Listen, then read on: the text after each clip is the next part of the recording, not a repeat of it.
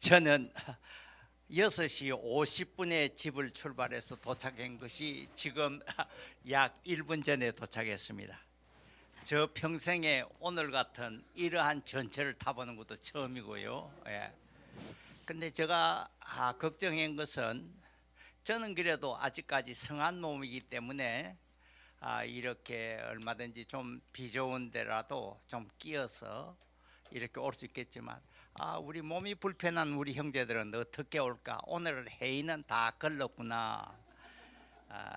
우리 김재익 박사가 열심히 준비하고 이렇게 꼭 참석해 주시오 이렇게 하면서 간곡한 그러한 이야기를 나한테만 한 거 아니고 모든 분들에게 다 했을 것 같는데 여기에서 빠져나오는데 전철 내려서 빠져나오는데 15분 걸렸습니다. 그러니 여기 오늘은 이 토론회가 완전히 무산될 거라고 생각하는데 그래도 정시에 시작하면서 이렇게 많은 분들이 참여해 주어서 좀 안심이 됩니다. 저를 축사를 하라고 한 것은 뭐 다른 건 아니겠죠. 제일 나이가 많이 먹은 사람이니까 그저 좀 격려 겸 대접해 준다고 이 자리에 나와서 축사를 하라고 한 것으로 그렇게 저는 기억합니다. 근데 오늘 제가 공로패락 하는 것도 지금 여기 와서 알았어요. 오늘 제가 받은 것을 이때까지 제가 몰랐습니다. 모르고 왔는데 사실상 알았으면 안 올 수도 있었는데 그래 정말 홍두깨 맞은 같은 그런 기분으로 이 자리에 섰습니다. 근데 제가 오늘 여러분들에게 축사라고 하지만 아무 할 말이 없습니다.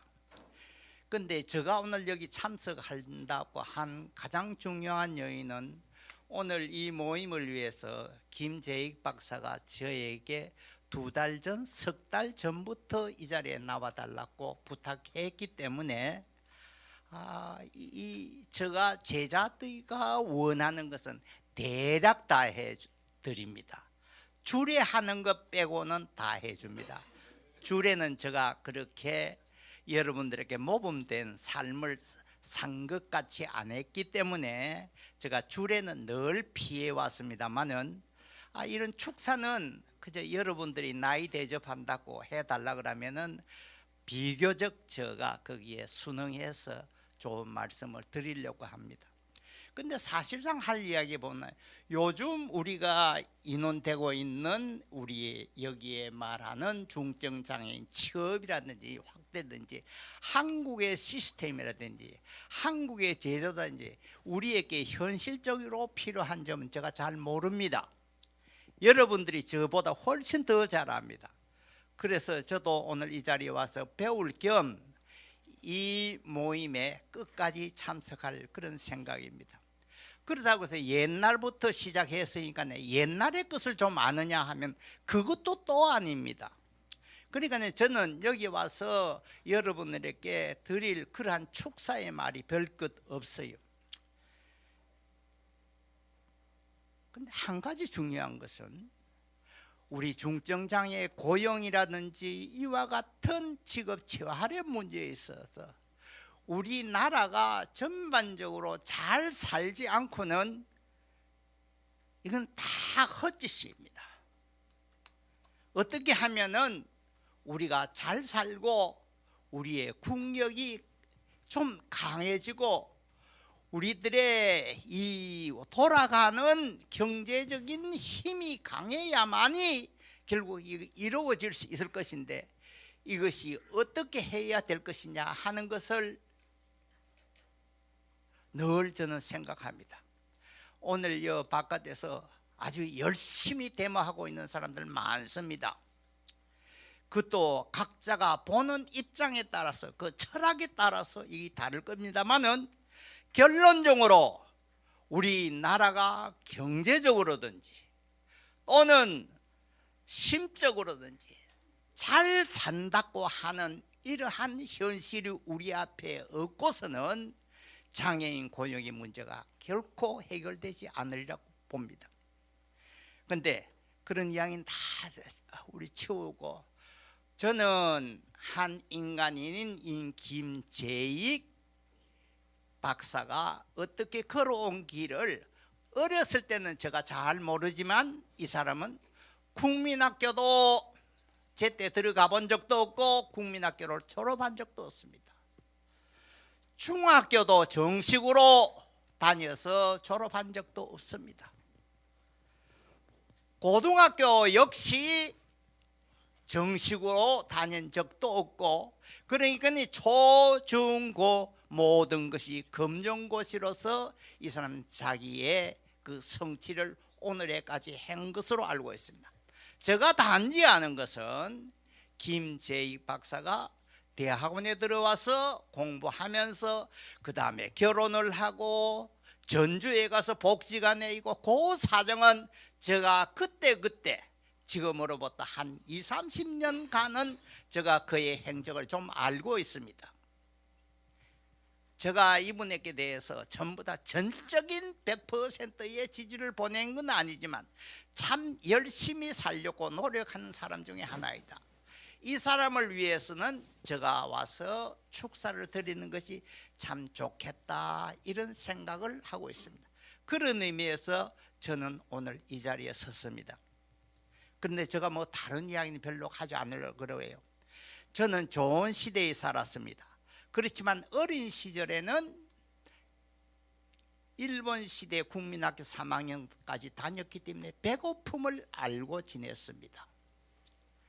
그런데 계란을 먹는 것은 나의 생일 때나 먹는 음식이지, 계란이라고 하는 것을 먹어본 적도 없는 그런 아주 가난한 세대를 겪어왔습니다. 그렇게 저의 생활이 풍족하지 못한 그 시대에 살고, 장애인들과 첫 번째 접한 것은 지금부터 2년을 뺀 60년이 됩니다. 58년 동안 장애인과 더불어 생활해 왔을 때에, 내가 58년 전에 만났을 때에 그때의 장애인들의 행복감하고 지금 오늘날의 행복감하고 어느 것이 큰가, 이렇게 생각해 보면은 지금 단지 잘 먹고 잘 입고 편리하게 산다는 것 자체가 그 사람들에게 행복감으로 있는 것은 아니라고 생각합니다.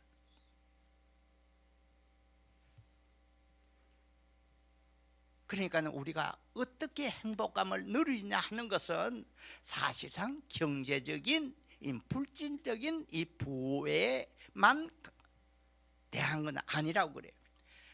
저에게 반응 시간이 한 10분 정도 됐는데, 저는 오늘 한 시인을 소개하면서 이 사람의 시를 읽고 이것이 나의 여러분들에게 축사가 되었으면 합니다. 옛날 고대로부터 중세까지만 하더라도 시라고 하는 것은 시인들의 문자를 가지고 써지지는 않았습니다. 그래서 이것은 자작시를 써서 그것이 음으로 노래로 이렇게 전해왔던 이러한 문자가 필요 없는 시기에 살았습니다. 그런 의미에서는 시라고 하는 것은 외워지고 암기되고 이러한 것인데, 그 대표적인 사람의 한 사람이 1935년에 나서 2009년에 돌아가신, 그러니까 저와 똑같은 세대입니다. 저하고 비슷한 해에 나가지고 돌아가기는 저보다, 지금으로 쳐도 이 사람보다는 제가 9년을 더 많이 살았네요. 그 사람의 이름은 메르센테스 소사라는 사람이다. 이 사람은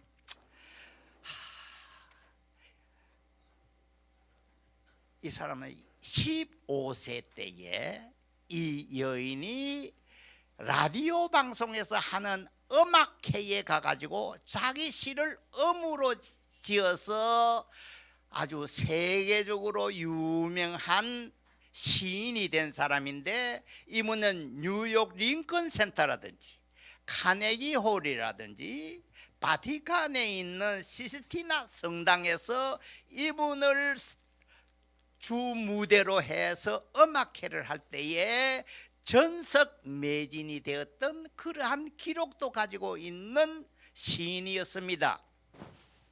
이 시인은 아르헨티나 사람인데 남미의 군사 독재가 아주 왕성해서 그나마 자유를 잃고 사람들이 행복하게 살지 못할 때에 이 사람은 저항 시인으로서 태어났습니다. 이 저항 시인이 자기가 음악회를 하는 도중에 군사정부에 의해서 그 음악회에서 체포되어 가지고 감옥 생활을 했습니다. 그렇게 감옥 생활을 하다가 세계의 여론이 너무 끌어서 이 사람을 할 수 없이 놓아주면서 아르헨티나에서 유럽으로 이 사람을 추방을 했습니다. 이 사람은 감옥에 있더라도 자기의 고국 아르헨티나에 살고 싶었습니다. 근데 이 저항 시인이 자기가 유럽에서 다시 아르헨티나로 돌아와서 자기가 쓴 시가 있습니다. 이 시를 제가 여러분에게 읽어드리면서 오늘 여러분들이 사는 인생의 하나의 지표가 되었으면 하는 것도 저의 바람입니다. 이 시는요, 유시화 선생님이 금년 1월 8일에 쓴 시로 납치하다 하는 이러한 책이 있는데 이분의 시를 번역한 것입니다. 거기에 보면 생애에 감사해 내게 많은 걸 주어서 하는 그런 제목입니다. 제가 한번 이 시를 여러 번 오면서 버스에서 읽어보았는데 제가 한번 여러분들에게 읽어드리면서 여러분도 나름대로의 느끼는 바가 있지 않을까 이렇게 생각합니다. 생애에 감사해 내게 많은 걸 주어서 눈을 뜨면 흰 것과 검은 것 높은 밤하늘을 넘는 별들을 그리고 군중 속에서 내 사랑하는 사람을 온전히 알아보고 샛별 같은 눈을 주어서 생애에 감사해 내게 많은 걸 주어서 끼뚜라미 소리, 새소리, 망치 소리, 기계 소리, 개 짖는 소리, 소나기 소리 그리고 사랑하는 이의 부드러운 목소리를 밤낮으로 들을 수 있는 길을 주어서 생애 감사에 내게 많은 걸 주어서 소리와 글자를 주어서 그것들로 단어들을 생각하고 말할 수 있게 해주어서 엄마, 친구, 형제자매 그리고 사랑하는 영혼의 길을 비추어주는 빛 같은 말들을 생애 감사에 내게 많은 걸 주어서 지친 다리로도 도시와 물 웅덩이를 해변과 사막을 산과 들판을 그리고 당신의 집, 당신의 길, 당신의 정원을 걸을 수 있는 힘을 주어서 생애 감사에 내게 많은 것을 주어서 인간의 정신이 맺은 열매를 볼 때 악에서 멀리 있는 선을 볼 때 그리고 당신의 맑은 눈이 깊이를 볼 때 내 고정된 태를 흔드는 심장을 주었어. 생애 감사에 내게 많은 걸 주어서 웃음과 눈물을 주었어. 그리고 행복과 고통을 구별할 수 있게 해 주었어. 그 웃음과 눈물로 내 노래가 만들어졌지. 이제 마지막 소절입니다. 당신의 노래도 마찬가지 우리들 모두의 노래가 그러하듯이 나의 이 노래도 마찬가지 생애에 감사해 내게 너무 많은 것을 주어서. 저는 어젯밤에 잠이 안 와서 이 시집을 다 보다가 이 시집 가운데서 이 시가 나의 마음속에 와닿아서 여러분 많이 불편할 때가 있습니다. 오늘 사는 여러분들은 작지만 국가로부터 약간의 혜택을 받는다 할지라도 거기에 대해서 정말로 감사할 마음이 없을 수도 있고 더 불평할 마음이 더 솟아날 수도 있습니다. 그렇지만 우리의 생이 행복하려면 감사할 수 있는 마음, 그것이 여러분들의 인생을 가장 살찌게 하리라고 생각합니다. 그래서 내가 축사가 아닌 오늘의 이 유시화 선생님이 번역한 이 시를 여러분에 읽어드리고 여러분들도 늘 감사하는 생활이 되기를 바랍니다. 저는 오늘 여러분들과 더불어 이 자리에 참석해서 고맙고, 오늘 제가 여기에 참석하는 자체가 이 모임을 주선하는 김재익 박사에게 조금이라도 용기와 희망을 주고 격려가 되었으면 하는 마음에서 말씀드렸습니다. 감사합니다. 예, 박사님 다시 한번 감사드리겠습니다. 참 좋은 시네요. 네. 뒤이어 내빈 소개의 시간입니다.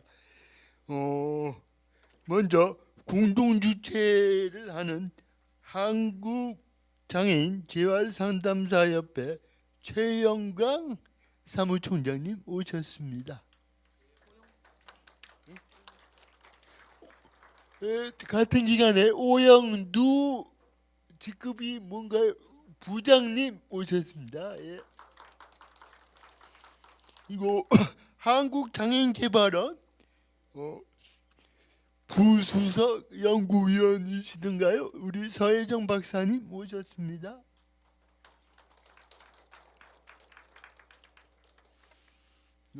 한국척수장애인협회 이찬우 총장님 모셨네요. 그다음에 동부여성 발전센터 박영주 선생님 오셨습니다. 네, 이것으로 간단한 내빈 소개를 마치고 오시는 대로 소개를 해드리도록 하겠습니다. 예, 이제 드디어 일부 주제 발표의 시간이 있겠네요. 혹시 그럼 사회자의 어떤 이런 마이크를 조한진 교수님, 한국장애학회 회장이시자 오늘 좌장 1부, 2부 좌장을 맡으신 조한진 교수님께 돌리겠습니다. 교수님, 부탁드리겠습니다. 예, 반갑습니다. 방금 받은 대구대학교 조한진입니다. 이렇게 오늘 얘기 많이 나왔습니다만 교통이 불편한 상황에서도 많은 분들이 참여해 주셔서 감사드립니다. 자, 그러면은 1, 2부 좌장을 제가 계속 맡게 되기 때문에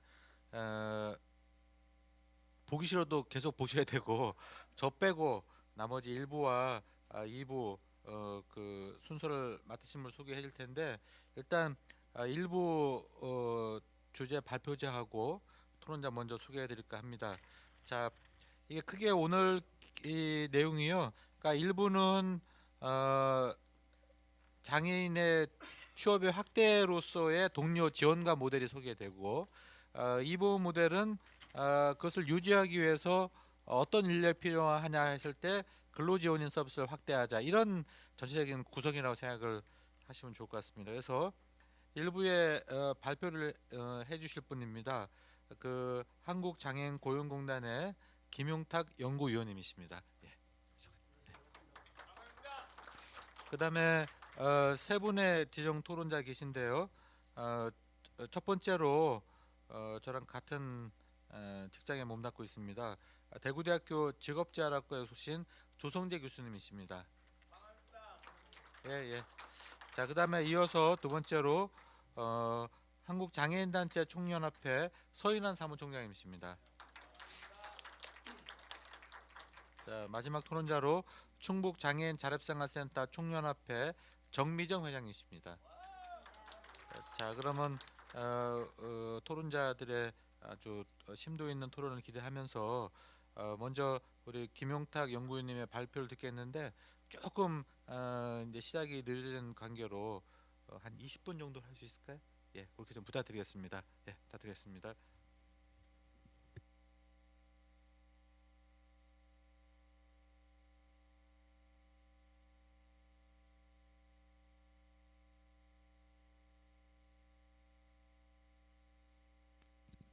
아, 아. 제가 좀 일어나서 말씀드리는 게 좀 편할 것 같은데요. 예. 나와서 좀 제가 다리가 짧으니까 이해해 주십시오. 안녕하십니까, 반갑습니다. 저 고용개발의 김용탁입니다.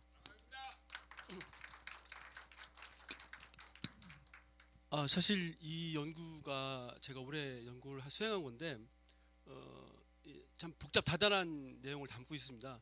근데 이 복잡다단한 내용을 어떻게 말씀을 드려야 할까 상당히 고민했었습니다. 사실 그래서 처음에 이 제의가 왔을 때 제가 좀 많이 고민을 했습니다. 사실은 소장님한테 이거 안 하면 안 되겠냐라고 말씀을 드렸는데 뭐 어쩌다 보니까 이렇게 하게 되었습니다. 그런데 내용들은 사실은 연구 보고서 내용들이 있기 때문에 그 내용을 전부 다 소개해드릴 수는 없고 거기서 중요한 내용만 발췌해서 말씀을 드리도록 하겠습니다. 그래서 그런 점들을 좀 양해해 주시고 들어주셨으면 고맙겠습니다. 제가 오늘 말씀드릴 순서는 먼저 서론, 그다음에 논의의 배경, 그다음에 동료 지원과 의미와 효과, 그다음에 동료 지원과 직무와 사업 추진 체계, 그리고 마지막 결론으로 이렇게 말씀을 드리도록 하겠습니다. 다들 뭐 아시는 얘기지만은 경증 장애인하고 중증 장애인하고 어떤 경제 활동 상태에 있어서는 많은 차이가 있다는 걸 알 수가 있습니다. 뭐 취업이나 어떤 비경연 인구 비율이라든가 이런 것들을 본다면은 정말 중증 장애인이 그만큼 또 다른 차별을 받고 있다고 볼 수가 있거든요. 이제 뭐 예를 들면 이제 우리가 통상 이제 차별을 얘기할 때 장애인 차별을 얘기할 때 이제 우리가 통상 이중 차별 얘기를 많이 하거든요. 이제 그건 뭐냐면 이제 여성 장애인, 남성 장애인 성차별, 그다음에 연령 차별, 그다음에 또 뭐가 있지? 이 장애 유형들 간의 차별, 그다음에 마지막으로 이제 이런 경증과 중증으로 나뉘는 차별로 이제 그런 게 존재합니다. 그렇기 때문에 경증보다도 중증은 그만큼 더 많은 더 차별을 받고 있다고 할 수가 있겠습니다. 그래서 결과적으로 이런 논의는 뭐냐면은 중증장애인 노동시장이 정말 참여가 어렵다. 그래서 중증장애인의 일자리 창출을 노력한 노력이 필요하다는 얘기가 많이 나오고 있습니다. 그래서 이제 문제는 뭐냐면 그게 이제 민간의 영역이 아니고 제가 너무 말을 빨리 해서 지금 속기사분들이 지금 마음 아파하십니다. 죄송합니다. 민간이 아닌 공공의 영역에서 중증장애인 일자리를 확대하는 어떤 방안이 좀 모색될 필요가 있다. 이런 얘기 할 수가 있겠습니다. 그래서 이제 보면은 기본적으로 이제 통상 장애인 일자리가 이제 재정지원 일자리 사업이 현재 많이 진행되고 있거든요. 재정지원 일자리 사업은 보시다시피 재정을 활용하여 시행하는 사업으로 취약계층의 고용 안정을 위해 정부가 재정을 직접 또는 간접적으로 지원하는 사업이라고 할 수가 있습니다. 이런 재정지원 사업 관련해서는 평가가 어떠냐면은 일시적이고 간헐적이고 정규성을 동반하지 않는다는 특성을 갖고 있습니다. 그리고 잠김 효과라고 하는 겁니다. 왜냐하면 이제 장애인 일자리 사업 한번 들어오면은 나갈 생각을 안 하고 거기서 계속 머물러 있다는 겁니다. 뭐 그런 효과나 그런 부정적 효과가 있고, 그다음에 이 사업을 통합적으로 관리하는 조정기구가 없다라는 어떤 한계도 있습니다. 그다음에 회전문 현상이 나타나는 거죠. 이제 회전문 현상은 뭐냐면은 장애인 일자리 사업에 들어온 사람들이 나갔다가 다시 들어오는 겁니다. 그리고 거기만 왔다 갔다 하는 거죠. 그 사업, 그 장애인 일자리 사업만 그 일만 한다는 거죠. 왜냐하면 그게 제일 편하고 숙달됐기 때문에 거기에만 매달린다는 거죠. 이제 그다음에 이와 관련해서 이제 평가하고 환류 이런 것들이 제대로 이루어지지 않고 있다는 지적도 받고 있습니다. 그다음에 사후 관리가 너무 미흡하다는 얘기도 받고 있거든요. 그다음에 신동면 같은 경우는 이제 참여 기간이 종료가 된 이후에는 이 실업자가 되고 다시 또 비경제 활동으로 떨어진다는 그런 현상이 나타난다는 겁니다. 그러니까 이 장애인 일자리 사업, 재정지원 일자리 사업이 실제로 그 효과를 보여주기는 너무 난감하다라는 얘기를 많이 하고 있습니다. 그렇기 때문에 이런 중증 장애인에게는 이런 장애인 일자리 사업 같은 이미 일시적이고 간헐적이며 정규성을 동반하지 않는 사업보다는 반대로 좀 안정적이고 그다음에 지속적이고 정규성을 동반한 사업, 그런 일자리를 공공 분야에서 좀 발굴할 필요가 있지 않겠냐라는 논의가 된 겁니다.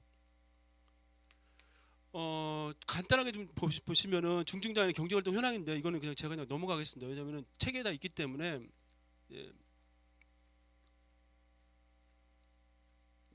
직업을 보시면 이제 단순 근무 종사자가 중증이 59%거든요. 경증은 30%인데 그만큼 단순 근무에 많이 근무하고 있다는 걸 알 수가 있습니다.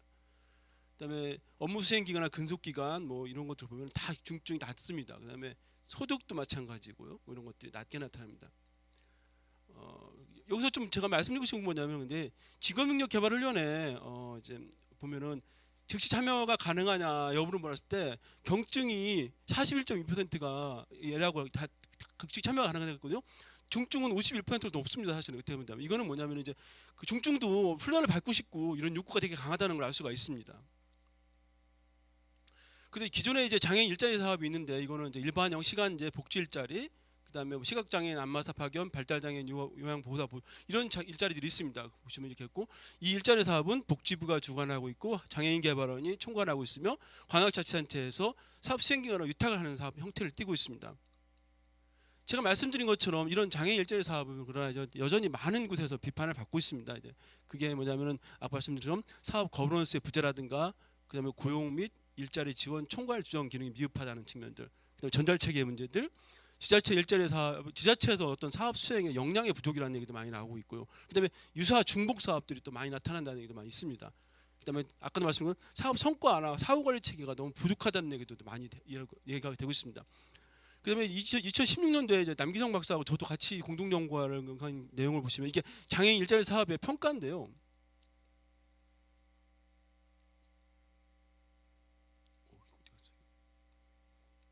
보시면은 비경제활동 인구 참가율은 장애인 일자리 사업이 41%입니다. 근데 나머지 장애인 일자리 사업이 아닌 다른 사회봉사 복지형 일자리일 경우는 50%거든요. 그러니까 장애인 일자리 사업이 비경제활동 인구를 참가시키는 데 있어서 다른 거에 비해서 약하다는 걸 볼 수가 있습니다. 그다음에 민간 부분 취업률은 뭐 다 낮은데요. 사실은 그러니까 민간 부분이 전이되는 건데 이게 1.7%에 불과합니다.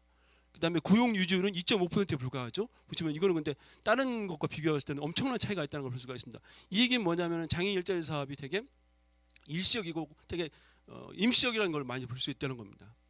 실제로 이 장애인 일자리 사업을 통해서 민간 노동 시장의 전이를 도모시켜야 되는데 그런 역할은 거의 이루어지지 않고 있다는 걸 알 수가 있습니다. 그래서 정리를 하면은 일자리 사업에 대한 평가는 유형의 제한, 시장 전이가 한계가 있고, 그다음에 일자리 대상 확대라든가 일자리 제도화의 부족, 그다음에 인프라가 미흡하고 참여자의 잠김 효과와 회전문 효과가 나타나는 겁니다. 그다음에 수요 조사도 역시 안 되고 있다는 측면들을 지적이 되고 있고 그와 관련된 개선 방안들이 제시가 되고 있습니다. 사실 이런 개선 방안들이 그 관점이 되면서 저는 이제 이 장애인 일자리 사업 관련해서 시사점을 크게 5가지를 뽑았는데요. 기존의 장애인 일자리 사업이 가지고 있는 한계를 좀 넘고, 그다음에 중증 장애인에게 좀 더 안정된 일자리를 직무를 주어서 그걸 가지고 계속 일을 할 수 있게끔 만들 것이 어떤 개념으로 가야 될까를 고민해 보면은 그게 중증 장애인의 공공 일자리의 개념을 어떻게 할 것이냐라고 생각을 해봤거든요. 그게 뭐냐면 공공성의 개념이 무엇이냐. 단순하게 공공성이라는 개념이 공공에서 돈을 지원하면 되는 거냐, 아니면 공공의 업무를 말하는 거냐, 아니면 공공에서 뭔가 이렇게 복합적인 모든 걸 지원해야 되느냐, 그런 것들인데 저는 이런 것들을 볼 때 이제 재정사업 일자리 사업과는 차별성을 가져야 되기 때문에 어떤 뚜렷한 직무가 중심이 되어야 되고 정규성이 바탕에 둔 개념이 어떤 공공성을 결부돼야 한다고 생각을 하거든요. 그래서 사업의 목적도 마찬가지로 공공성을 담보로 하는 일자리 창출이 되어야 되고 또 유지가 돼야 한다는 거죠. 그다음에 이제 고민스러운 부분은 뭐냐면 기존의 장애인 일자리 사업들이 되게 사업 추진 체계가 되게 좀 미흡하고 뭐 이런 것들이 부족하다고 얘기하거든요. 그리고 또 지방 정부와 중앙 정부 간의 어떤 그 협조 체제라든가 연계 이런 것들이 좀 미흡하다는 얘기가 많이 있습니다. 거기서 또 마찬가지로 민간 기관은 또 어떤 역할을 해야 되는가, 이런 고민들을 좀 같이 해봐야 될 필요성이 있다고 생각을 하는 거죠. 그다음에 이런 공공 일자리 사업이 있을 경우에 그것이 어떤 직무를 하고 또 그 직무에 따른 조건은 어떠해야 하며 또 참여자의 조건과 특성은 또 어떻게 되어야 되는가를 생각해 볼 필요가 있다는 겁니다. 마지막으로 평가를 어떻게 할 것인가, 사업의 효과성이라든가 사업 수행기관 또는 참여자의 만족도 등을 어떻게 구별해낼 것인가, 이런 점들이 좀 고민을 한 다음에 중증장애인에 적합한 어떤 장애인 일자리 사업, 장애인 동료지원과 모델 사업이 이루어져야 한다는 생각이 제가 가진 생각이었습니다.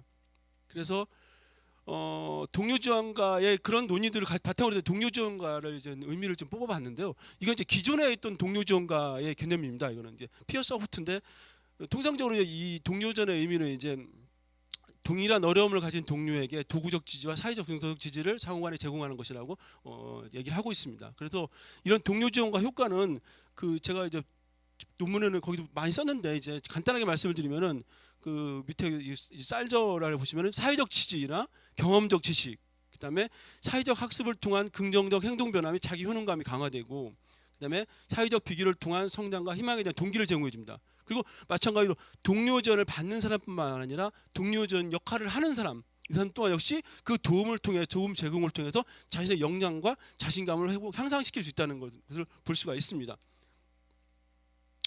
한채민, 김용근도 비슷한 생각을 말을 하고 있는데, 보시면 여기서 보시면은 성공적인 삶을 사는 선배 장애인들의 삶을 리모델링하여 희망과 미래, 자립에 성공시켜주는 그런 것들이 이 동료 지원가의 모델이라고 할 수가 있겠습니다.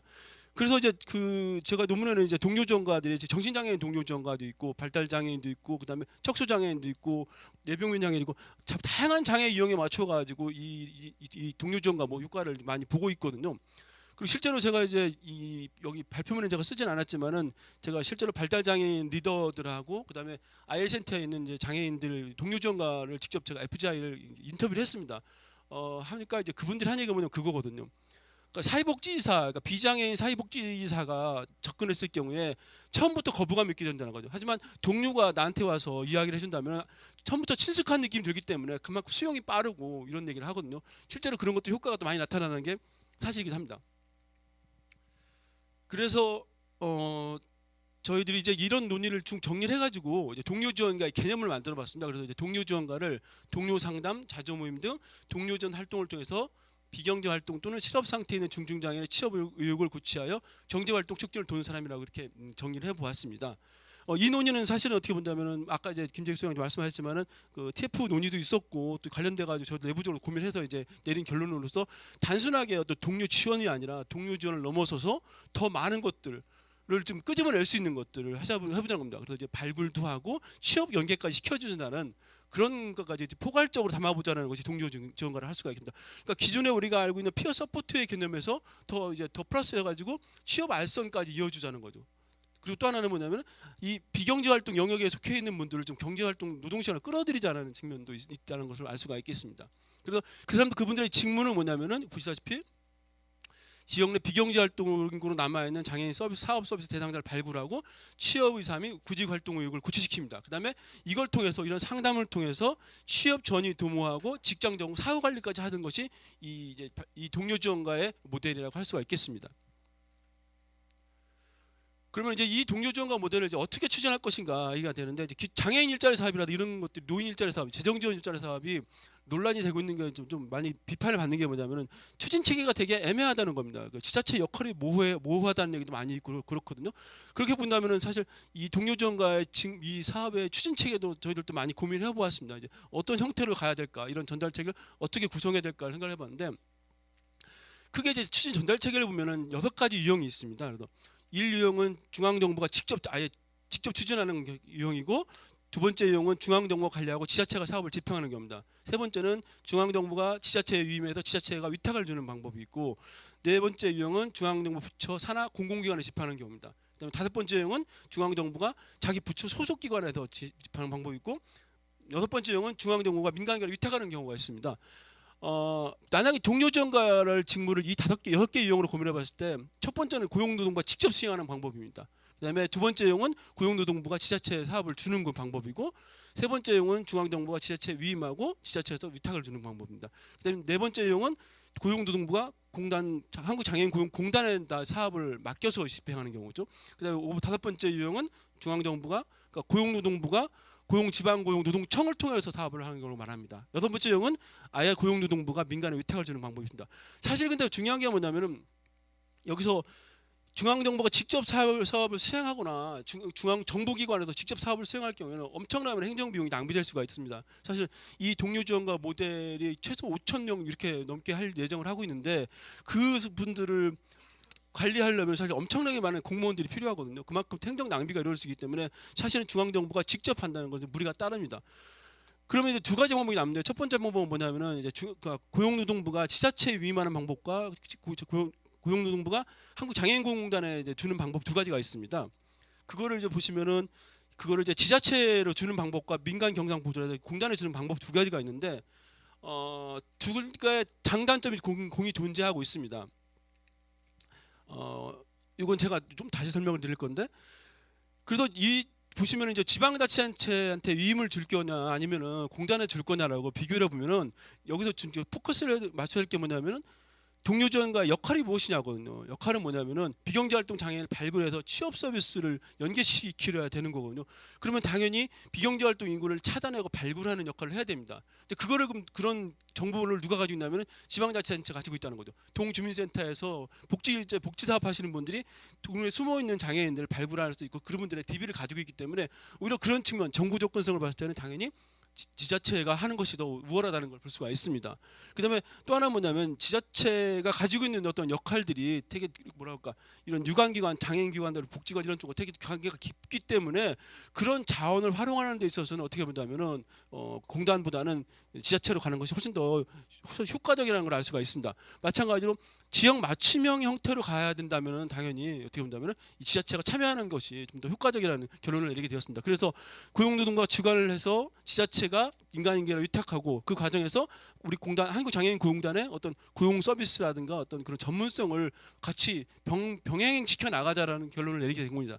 그래서 이런 사업 추진 체계를 구축하게 되었습니다. 예, 세 번째로 사업 운영 방안으로서는 지방자치에 참여할 거는 그럼 지역별로 어떻게 배분할 것인가의 문제이거든요.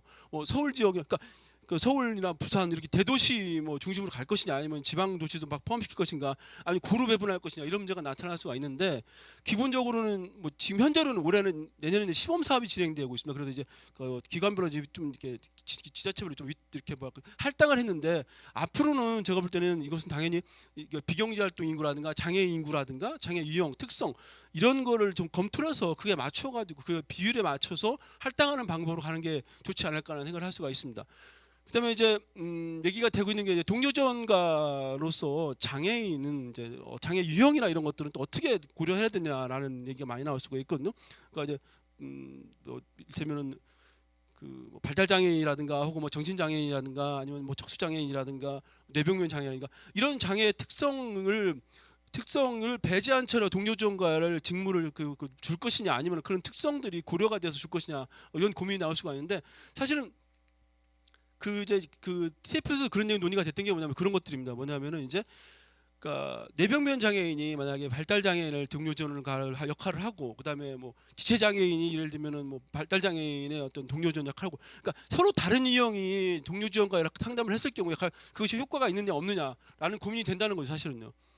그리고 사실 그런 것들이 아직 검증되지는 사실 않았습니다. 이것들에 대해서는 이제 그러니까 동일한 장애 유형을 가진 사람들이 동료 상담을 했을 경우에만 의미가 있는 건지 아니면 서로 다른 어떤 장애 유형이 동료 상담하더라도 효과가 있는 건지 저는 좀 더 고민해봐야 되겠지만 현재로서는 동일한 어떤 장애 유형을 가진 분들이 동료 상담하는 것이 의미가 있다 싶어서 그런 어떤 장애 유형별 그 비율을 가지고서 이 동료 지원과 직무를 주는 것이 어떻겠냐라는 걸 얘기를 할 수가 있습니다.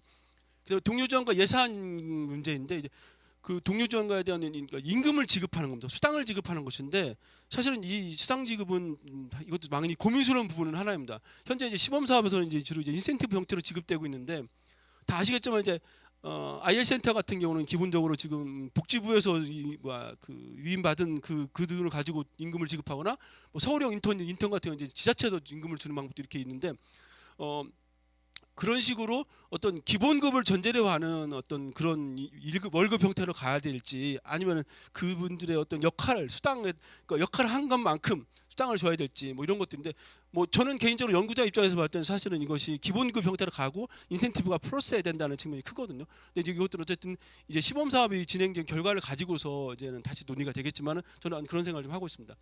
그다음에 이 동료 지원가 사업 모델 사업에서 그러면 어떤 기관이 참여할 것인가라는 측면인데 초기에는 이제 좀 제한적인 어떤 것들이 있었지만은 저는 이제 제가 연구하는 입장에서 봤을 때는 그리고 이렇게 논의를 하다 보면서 뭐 되도록이면 장애 관련 기관 모든 기관들이 참여하는 게 좋겠다고 저는 생각을 합니다. 그리고 이제 물론 이제 당연히 다양한 문호는 다 개방하되 그 기관 참여 기관들에 대한 관리 감독을 좀 더 확실하게 하는 것이 더 의미가 있다고 좀 보고 있습니다. 그다음에 이제 위탁 기관을 현재 시범 사업이 1년 단위로 위탁을 주고 있습니다. 근데 제가 볼 때는 근데 이제 1년 단위로 할 경우에 우리가 처음에 얘기했던 중증 장애인에게 안정된 일자리 개념하고는 약간 상치되는 개념이거든요. 그렇기 때문에 저는 1년 단위 계약이 아니라 단연 계약을 통해 가지고서 여기에 참여하는 동료 지원과 중증 장애인들이 좀 더 오랫동안 안정되게 근무할 수 있는 그런 여건을 조성해 줄 필요가 있다고 좀 생각을 합니다. 근데 마지막으로 이제 조력자도 슈퍼바이저 역할이라고 할 수가 있는데 실제로 이제 중증인 장애인분들께서는 행정 처리라든가 이런 것들이 좀 어려울 수가 있고 어떤 그럴까 정보망을 구축하고 이런 것들도 애매할 수가 있거든요. 그렇게 본다면 누군가 옆에서 좀 조력자가 있어가지고 도와주는 게 어떨까라는 생각입니다. 그래서 이제 현재 시범 사업에서는 사실 이분들에 대한 어떤 논의가 거의 없습니다. 이분들에 대한 어떤 저기도 뭐야 이렇게 수당도 지급되지 않고 있는데 가능하다면 이제 이런 분들이 뭐 몇 명 단위로 해서 몇 명 10명 정도 해가지고 단위로 해서 묶어서 그분들에게 슈퍼바이저를 제공해주고 그분들한테 연비를 주는 방식으로 가는 것이 좀 이 사업을 좀 더 안정되고 이끌어가는데 좋지 않을까라는 생각을 해보았습니다. 평가 체계에 관련해서는 재정 충실성과 사업 효과성 그리고 만족도로 이제 구분해서 갖고요. 그다음에 마지막으로 종합 평가 관련돼서는 이런 내용을 담고 있습니다. 사실은 실제로 이제 고민스러운 부분이 뭐냐면 이제 중증 장애인 분들이 동료 지원과 사업을 수행하는 데 있어서 과연 그분 사업을 정말 냉정하고 냉철하게 평가해 가지고서 그걸 결과를 가지고 뭐 이 사업을 못하게 한다거나 그렇게 해야 될지 아니면은 어느 정도의 어떤 중증 장애인의 특성을 감안해서 유연하게 해야 될지는 사실 좀 고민스러운 부분이긴 합니다. 사실은. 그래서 여기에 참여하는 기관들이나 참여하는 동료 지원가들에 대한 평가의 엄격성을 또 어떻게 해야 될지는 좀 사실 좀 고민스러운 부분이긴 합니다. 하지만 이제 초기에는 어쨌든 이 엄격성을 좀 유연하게 진행할 필요는 있겠지만은 향후에 가면 갈수록 좀 더 이거를 좀 관리 감독이라든가 평가를 좀 더 강하게 하는 것이 더 유의미하지 않을까라는 말씀을 드릴 수가 있겠습니다. 시간이 된 것 같은데 마지막으로 결론적으로 말씀을 드리면은 이 동료 지원과 이 모델은 사실 어떻게 본다면 기존의 장애인 일자리 사업, 그 재정 지원 일자리 사업과는 분명한 차별성을 가져야 된다고 생각을 합니다. 말씀드렸다시피 장애인 일자리 사업은 일시적이고 간헐적이고 정규성이 동반되지 않는 사업입니다. 그렇다면 반대로 이 동료 지원과 모델은 지속적이고 안정적이고 그다음에 정규성이 동반된 사업으로 갈 필요가 있다는 말씀을 드릴 수가 있겠습니다. 그래서 이런 공공일자리의 어떤 그런 한계를 극복할 필요가 있다는 것이죠.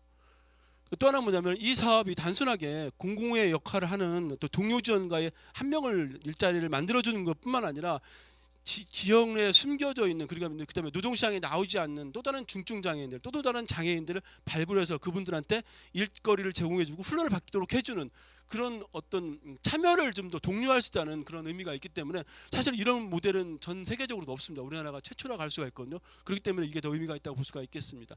그래서 그런 것들이 좀 더 많은 시너지 효과를 좀 기대할 수 있지 않을까 생각입니다.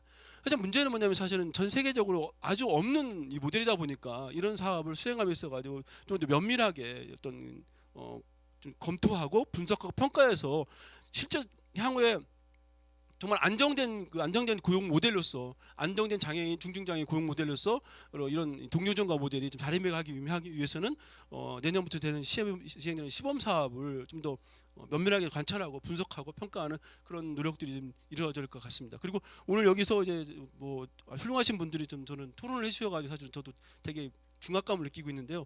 여기 나오는 토론 좋은 의견들을 좀 반영을 해서 내년에 시범 사업이 진행됨과 동시에 또 그 평가가 이루어질 것 같은데 같이 해서 이제 그런 좀 더 좋게 만들어갈 수 있도록 노력을 해보겠습니다. 이상 발표를 마치겠습니다. 고맙습니다. 예, 감사합니다. 우리 그 김용탁 연구위원께서 장애인 동료 지원과의 의미와 효과 또 지원과의 직무와 사업 추진 체계라고 해서 지원과의 개념과 직무 또 사업 추진 체계 운영 방안 평가 방안 이런 것들을 제시해 주셨습니다. 그래서 다만 여러분이 들으실 때 지금 이제 동료 지원과 모델에서 일반적인 제안을 해주셨지만 어쨌든 정책적으로 제안되고 있는 것은 동료 지원가로서의 발달 장애인이 지금 대두가 됐다는 걸 염두에 두고서 이 발표와 토론을 들으면 훨씬 더 현실적이 되지 않을까 싶습니다. 자, 그럼 이 연구위원님의 발표에 대해서 세 분의 토론자가 있는데 일단 그 첫 번째로 대구대학교 직업재활학과 조승재 교수님께서 토론을 해주시는데요.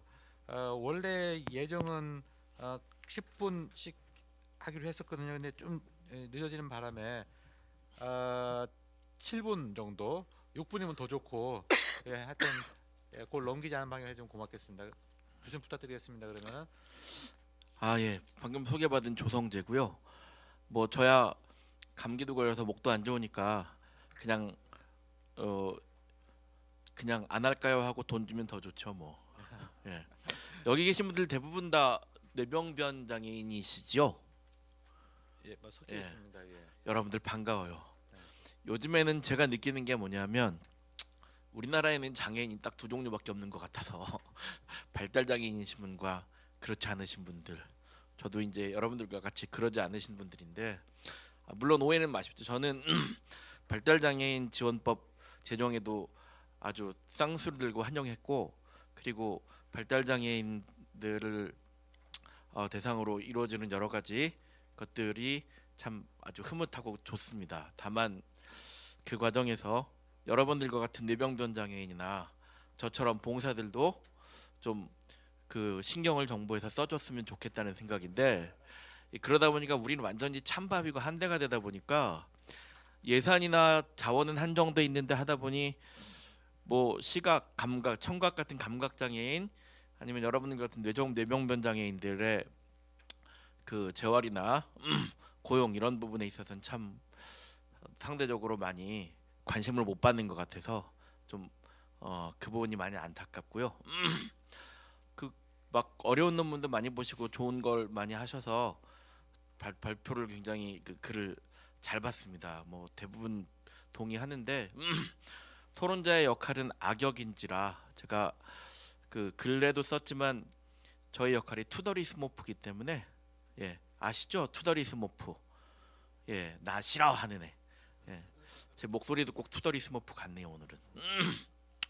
그 뭐 중증장애인 노동시장 진입에서 경쟁 고용이 필요하고 공공부문의 일자리 창출이 필요하다는 거 100% 동의하고요. 장애인 일자리 사업이 가지는 문제점들을 뭐 일시적이고 간헐적 정규성을 비정규성 동의합니다. 그리고 이제 그런데 이제 지금 인공지능 스마트 공장 등으로 하는 4차 산업혁명의 대두 때문에 비숙련, 반숙련, 단순 제조업 서비스 분야 일자리가 급감하고 있는 게 현실이죠. 그렇기 때문에 정부의 적극적 개입을 통한 공공부문 일자리 창출 노력이 그 어느 때보다도 필요합니다. 우리나라의 공공부문 일자리 그 고용률이 고용 분담률이 OECD에서 제일 꼴찌에 가깝죠. 아직 8%가 안 되는 나라인데 그 좀 늘리려고 그러면 맨날 그 뭐 예산 갖고 반대들 하는데 특히 장애인 일자리는 대부분 그렇습니다. 장애인들이 하는 뭐 직업재활 시설에서도 그렇고 지금까지 해온 공공 일자리들 대부분 보면 그 조만간 그 아마 기계로 대체될 일들이 많기 때문에 이렇게 뭐 동료 지원가가 됐든 뭐가 됐든 우리가 직업을 발굴하는 건 굉장히 필요하다고 보죠. 그래서 이제 동료 지원과 중증장애인 신규 일자리 창출 방안을 하나로 보는데 제가 글에는 좀 크게 동의하지 않는 것처럼 썼지만 제가 100% 동의하지 않는 건 아니고요. 필요한데 우리가 조금 이제 볼 필요가 있다는 건데 그 얘기를 하기 전에 몇 가지 핵심적인 얘기를 좀 해보려고 합니다. 이제 발제자가 그 쭉 앞에서 발제문에서 보면은 중증하고 경증 장애인의 그 경제 활동을 쭉 비교를 해주셨는데 이제 앞으로 몇 년 지나면 이런 분류가 사라지긴 하겠지만 참 이거 보면 이런 거 보면 굉장히 당황스럽거든요. 지금 이제 이게 의학적 기준에 따라서 중증과 경증으로 분류해가지고 보는 건데 그럼 이제 이게 사실 독일처럼 근로 능력을 10에서 100으로 10등급으로 나눠서 준중증, 중증 뭐 이런 분류를 해가지고 즉 노동 시장에 참여할 수 있는 능력과 그 어떤 방식을 분석하는 기준이 필요한데 이런 것들이 만들어질지 모르겠는데요. 뭐 활동 지원인이라든지 그다음에 이제 이동권 그 연구 같은 걸 하는 걸 보니까 그 기준 제대로 만들 때 참 의심스럽긴 하더구만요. 어쨌든 잔존 노동 능력에 따른 분류 체계가 없는 상태에서 그 현재 어떤 경증 중증 의학적 모델에 기반한 걸 가지고 나누고 그걸 베이스로 해서 모델을 만드는 게 과연 타당할 건지 그런 부분이 조금 걱정스럽고요. 그다음에 경향성 부분을 좀 말씀드리고 싶은데 그 우리나라 원래 이제 그 직업재활시설 보호고용이라는 게 목적이 보호고용에서 잘해가지고 그다음에 이제 지원고용이나 경쟁고용으로 가라고 만들어 놓은 건데 법적으로 우리나라 가능하거든요. 근데 이제 우리나라는 게 불가능합니다. 왜냐하면 미국은 이제 우리나라처럼 뭐 작업활동시설, 보호작업장, 근로작업장이 하나의 큰 그 엄브렐라, 그 우산 같은 큰 시설에 있어서 그 개입 강도나 도움의 강도에 따라 지원의 강도에 따라서 옮겨가면서 지원 고용으로 전이를 할 수 있게 해놨는데 우리나라에 있는 직업재활 시설들 보면 보호작업장은 따로 근로작업장은 다 따로따로 아닙니까? 이게 자꾸 소규모화되다 보니까 규모의 경제가 안 되니까 장애인들이 좀 더 나은 경쟁 고용, 좀 더 나은 고용 상태로 가는 게 굉장히 불가능하게 돼 있다는 거죠. 그래서 그 부분이 문제고요. 그다음에 세 번째는요. 우리가 이제 일과 노동에 대한 생각을 좀 바꿀 필요가 있지 않을까 하는 생각을 합니다. 사실 우리가 지금 고용 문제를 하는 게 저도 장애인 중증 장애인은 일하면 좋죠. 당연히 일을 해야 된다고 생각하는데 장애의 유무를 떠나서 요즘 뭐 내년에는 그 성남 그 경기도에서 24살 청년들한테 기본소득도 준다고 하고 앞으로 일자리는 굉장히 많이 없어질 수밖에 없습니다. 뭐 이거는 노동경제학자들 얘기도 그렇고 미래학자들도 그렇고 대부분 다 이런 얘기들은 다 합니다. UN 보고서들도 그렇고 장애 쪽이라고 피할 수 있는 건 아닌데 그렇다면 우리 옛날에 이제 어렸을 때 이런 얘기 하잖아요. 부모님끼리 싸우면서 아니 그 집안일밖에 안 하는데 그런 것도 못해 이러면 기분 나쁘잖아요. 요즘에 얘기하면 큰일 나죠. 가사노동이 얼마나 중요합니까? 즉 소득을 목적으로 하는 일만 중요한 게 아니라는 거죠. 우리가 소득을 목적으로 하지 않더라도 얼마든지 가치 있는 일을 할 수 있지 않을까요? 누구나 돈을 다 벌어야 되는 건 아니라고 생각합니다. 저는 작년에 빌 게이츠가 로보티세를 걷자는 얘기를 했어요. 그 공장에서 그 제조업 인력을 로봇가 이제 대체를 하면 그 기업주들은 돈을 그만큼 아낄 거 아닙니까? 월급 안 줘도 되니까. 그만큼을 세금으로 걷자는 겁니다. 그래서 그거를 기본소득 재원으로 쓰자는 건데 여러분들이나 저나 다 일하면 좋죠. 뭐 발달장애인들 누구나 다 일하면 저도 찬성인데 정말 일이 안 되는 분들도 있고 일을 하는 것보다 더 하고 싶은 게 있는 분들이 있잖아요. 그런 분들을 억지로 우리가 경제 돈을 버는 게 세상에서 지고지순에 가치화해가지고 할 필요는 없다고 봅니다. 저는 어차피 우리나라도 기본소득을 도입할 거라면 도입해야 된다고 보는데 장애인들한테 먼저 도입해서 그 효과를 좀 봤으면 좋겠다는 생각을 합니다. 사실 그다음에 이제 고용 추진 체계 시간이 많이 지나가서 이런 건 넘어갈게요. 자, 그럼 이제 동료 지원가에 대한 것들 얘기를 좀 볼게요. 뭐 4가지 정도 문제를 했는데 뭐 기본적으로 좋은 취지라고 생각하고 저는 반대를 위한 반대라는 생각은 죽어도 없고요. 동료 지원가의 역할과 기능이 비경제활동 장애인의 발굴과 상담, 취업 연계인데 이게 굉장히 어려울 수도 있다는 조심스럽다는 생각이 듭니다. 역할이 너무 복잡할 수 있다는 생각이 드는 게 저희가 미국에서도 이제 진로 상담이라는 직능이 따로 있습니다. 그래서 이 사람들은 대학원에서 2년 공부를 하고 그다음에 2년 동안은 그 현장에서 필드에서 임상을 해야지만 시험을 볼 수 있게 돼요. 그래서 자격증을 딸 수 있게 돼 있거든요. 근데 이제 동료 상담이나 동료 지원 같은 것들이 갖는 긍정적 이미지는 저도 100% 동의하고 저도 중도 시각장애인 동료 지원 상담사 양성 매뉴얼도 쓰고 했었는데 근데 지금 맞는 취업 알선이나 이런 건 노동 시장에 대한 정보들, 마케팅, 그다음에 등등에 대한 상당한 정도의 경영학 분야까지도 어느 정도 지식이 필요하다는 생각이 드는데 뭐 이런 역할을 했을 때 지금 아까 5천 명 얘기하시던데 실제로 그 정부에서 생각하는 것보다 5천 명까지는 안 될 가능성이 높다는 겁니다. 이렇게 역할이 복잡해져 버리면 어렵다는 겁니다. 그리고 이제 그 발제자가 외국 연구들 쭉 제시하면서 긍정적 효과를 제시하셨는데 그것들 논문들을 좀 잘 보면 뭐냐면 그 사람들이 어떤 형태로 역할을 했느냐는 거죠. 그 사람들이 메인 역할을 한 게 아니고 그 일들을 하면서 보조 역할을 했던, 그러니까 감독이 아니라 코치의 역할을 했었던 부분이었는데 그런 부분들도 조금 볼 필요가 있겠고요. 두 번째는 선발과 채용의 문제인데 발제자는 진입 장벽을 낮춰서 처음에는 많이 만들자 했는데 저는 그거보다는 처음에는 직무 난이도, 역할과 기능 세 가지 얘기하셨는데요.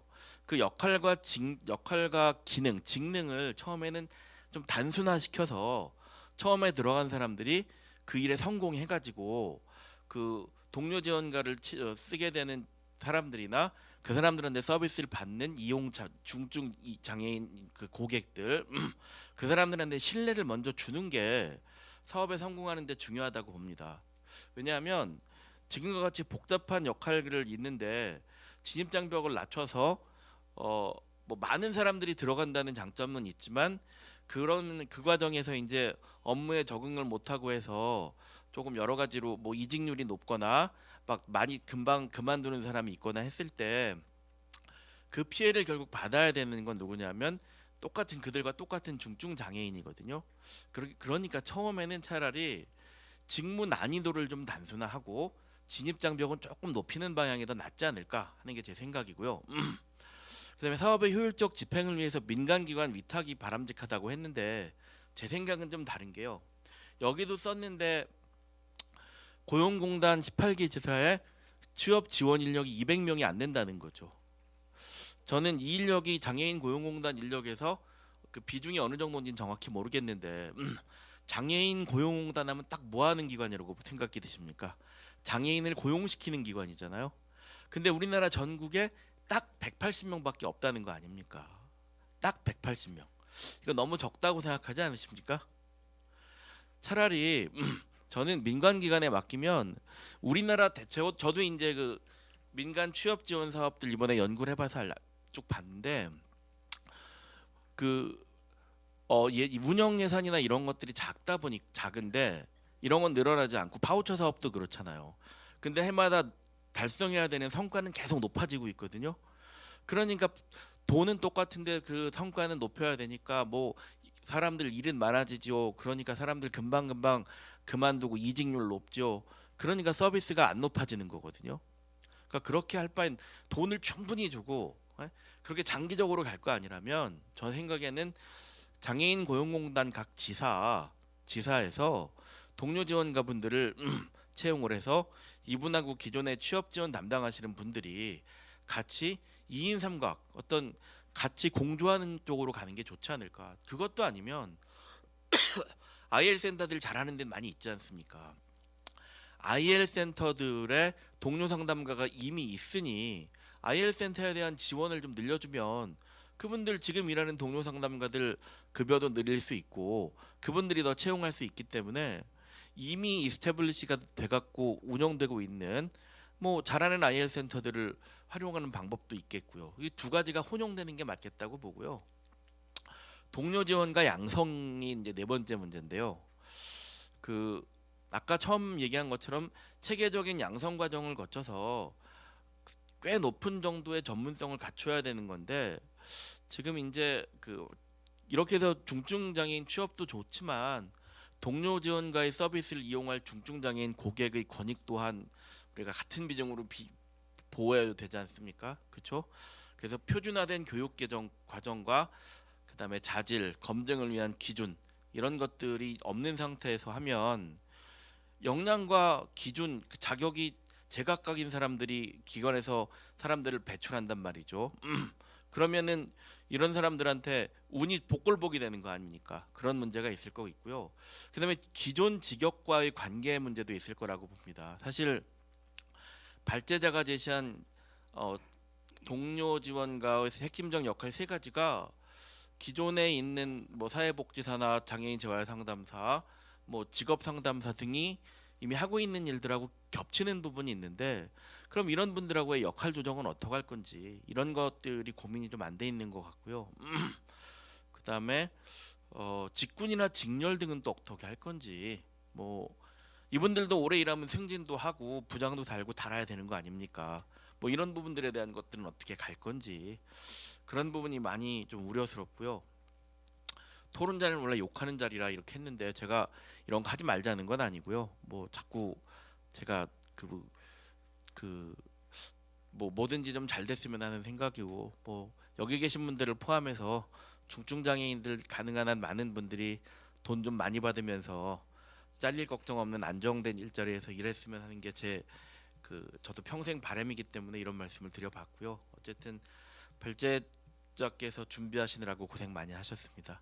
시간을 오버한 거 죄송하게 생각합니다. 네, 수고하셨습니다. 조선재 교수님께서는 일단 의학적인 중경증의 분류부터 시작해서 좀 잘못됐다. 그다음에 중증장애인 일자리 간의 전이가 좀 불가능한 것 같다. 그리고 꼭 일해야 맛이냐. 또 어렵다면은 기본소득으로 좀 들어가는 것도 의미 있겠다 말씀을 해주셨고, 그다음에 장애인 동료 지원관 모델에서의 그 역할과 기능에 좀 무리가 있는 거 아니냐. 그다음에 직무 난이도도 조정할 필요가 있겠다. 또 민간 기관 위탁도 바람직하지 않을 수도 있겠다. 그래서 고용공단이든 IL센터를 제안해 주셨고, 교육과정의 부분 또 기존 직역관의 충돌 부분도 지적해 주셨는데, 제가 토론할 때 미리 말씀드렸던 것처럼 이게 우리 IL센터 원래 동료 상담이 있고 동료 지원가 있는데 이렇게 뭐 역할 기능이 무리하다 얘기를 하는 건 너무 폄하하는 거 아니냐, 이렇게 이해하시면 안 되고, 지금 아까 제가 모델 말씀드린 것처럼 지금 장애인 동료 지원가 모델로 대두되고 있는 것이 이제 주로 발달 장애인이니까 그걸 염두에 두시고 들으시면 오해가 안 되고 또 우리 말씀이기 때문에 예예예. 그래서 이해가 될 것으로 생각을 합니다. 그래서 이제 전체적인 것도 보되 이제 지금 현실적인 것도 보라는 말씀을 다시 한번 강조하면서, 자, 이어서 두 번째 토론자입니다. 한국장애인단체 총연합회 서인환 사무총장님이신데 토론 시간 지켜달라고 해도 별로 안 들을 거 뻔히 알고 있지만 그래도 부탁드리겠습니다. 알아주셔서 고맙습니다. 예. 발달장애인 부모들이 노동부 장관님 면담 요청을 해서 발달장애인 일자리 10,000개를 만들어 달라고 했는데 이제 발달장애인 그 자리에 발달장애인이 아닌 다른 장애인 단체들도 같이 있었어. 아니 발달장애인이 갑자기 10,000개를 만든다는 게 가능한 이야기냐, 너 욕심이 너무 많은 거 아니냐 이렇게 이야기했더니 발달장애인들이 이제 화를 내고 막 싸우려 그러는데 장관님이 말리면서 10,000개 쉽습니다 할게요 이랬단 말이에요. 그러니까 어쨌든 해야하는 거 될 것 같아요, 그죠? 예. 그래서 일단은 한 2,000명 내지 2,500명 정도만 먼저 생각을 해보면 2,500명을 하려면 최저임금은 줘야 할 거니까 한 600억 정도는 준비해야 되지 않나. 저는 최저임금 안 주면 그거는 노동법 위반 아닌가요?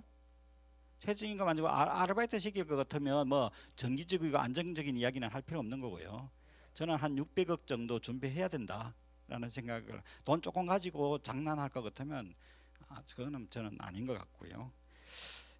좀 제대로 그냥 줬으면 좋겠다 이런 생각이 듭니다. 그냥 할 것 같으면. 앞에서 토론자 우리 교수님께서는 뭐 장애인 2가지가 있다. 저도 2가지가 있다고 생각해요. 장애인복지법에 보면 심각한 장애인과 그렇지 않은 장애인 2가지가 있습니다. 여기도 그렇지 않은 장애인들도 좀 있으신 것 같은데 2가지가 있는 것 같고요. 그래서 노동부에서는 장애인 등급제가 폐지되면 이거는 제가 점을 쳐봤더니 노동부는 폐지 안 할 것 같습니다. 6가지 장애 유형 그대로 유지할 것 같습니다. 보건복지부는 폐지했는데 노동부는 유지한다. 이게 제가 점 치고 있는 거고요. 그래서 그대로 이제 할 거고, 그러면 중증장애인들이 동료 상담을 한다고 치면요, 어떤 경우는요 동료 상담하는 사람이 도로 동료 상담 받아야 되고요. 누가 누구를 해요? 그렇잖아요. 내가 난 조금 더 잘 아는데 동료 상담 한다고 하면서 오히려 더 모르는 게 상담한다고 아는 척하면 이 거부감도 생길 수 있지 않을까요? 그러면 첫 번째로 동료 상담할 사람은 뭐 직급 경력이 있다든가, 그죠? 뭐 하여튼 어떤 기준은 좀 있어야 될 것 같아요, 그죠? 내가 경험이 있거나 뭐 이래야지. 대부분 발달 장애인들은 다 어릴 때부터 장애인들이 선천적 장애인들일 텐데 뭐 예를 들어서 중도 장애인이 있는데 선천적 장애인이 있어갖고 뭐 내가 먼저 장애인 됐다 선배다 이러면서 뭐 이렇게 또 상담이라도 해줄 수 있을 때 얘는 또 그건 똑같을 것 같고 그러면 뭔가 어쨌든 어떤 경험이든 경험이 좀 있다든가 뭐 그런 게 좀 필요할 것 같고 그다음에 그러면 그런 분을 모아서 교육을 어느 정도는 해야 되겠죠. 전문가는 아니라고 쳐요. 전문가를 할 건 아니라고 하더라도 동료가 하는 상담인데 전문가 상담하고는 좀 다르겠죠. 전문가까지는 아니더라도 그래도 조금 어느 정도 기본 교육은 이루어져야 돼서 영향을 좀 해야 될 것 같고요. 그다음에 모델을 아까 쭉 이야기했는데 공단이 직접 하게 되면 변질될 거라고 저는 생각해요. 우리 지금 직업재활 시설들이 장애인 그 단체들이나 이런 데서 하고 있는 것들 복지관에서 하고 있는데 개발원에서 실적 올려야 된다 그래갖고 뭐 실적 얼마까지는 해라 뭐 그다음에 공단에서도 지역발전하고 우리도 했는데 같은 사람인데 그러면 공단하고 야 우리 실적이다 내놔라 그러고 싸우고 뭐 이런 판인데 결국은 공단도 그런 경쟁에서 자유롭지 못하기 때문에 동료 상담이라는 그 특성을 무시하고 나중에는 실적 위주로 가다 보면 전문가 하는 것처럼 맞춰야 되는 어떤 압박감 같은 데서 자유롭지 않을 것이다 저는. 그래서 저는 지자체에다가 공단에서 한 600억 만들어 갖고 그다음에 서울이나 경기도는 인구가 많으니까 몇 개씩 더 만든다고 치면 한 30개쯤 만든다고 쳐요. 그러면 그런 거를 지자체에다가 이 중앙정부가 지자체에 주듯이 돈을 얼마씩 딱 주면 지자체는 또 직접은 못 하잖아요. 그러면 단체 공모를 해요. 그러면 직업재활 근데 자기들끼리 하면 중심이 없고 또 관리가 안 되니까 직업재활이라든지 이런 걸 하고 있는 단체들이 공모에 응해가지고 지금 현재 취업활선 하고 있는 사람들이 하나의 보조적으로 동료 상담을 해서 어느 정도 기본적으로 이끌어내는 거.